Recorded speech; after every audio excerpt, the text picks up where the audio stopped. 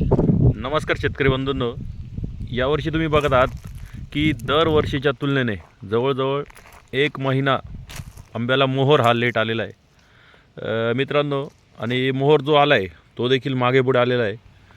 या आधीच्या मोहराला तुम्ही बघताय फळांची काही ठिकाणी सेटिंग झालेली, परंतु बऱ्याच प्रमाणात मोहराची कूज ही झालेली दिसते.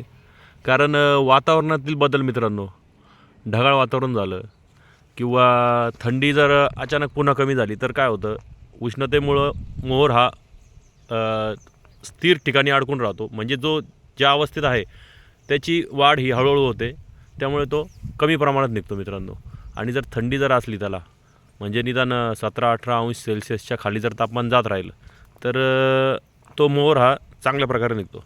तर तुम्ही बघताय मित्रांनो, यावर्षीचा मोहर हा जवळजवळ 1 महिनाभर लेट आला आहे. त्यामुळे साहजिकच आहे की फळेसुद्धा हे लेटच येतील. त्यामुळे बघू आपण आता यापुढील फळधारणा ही कशी होते.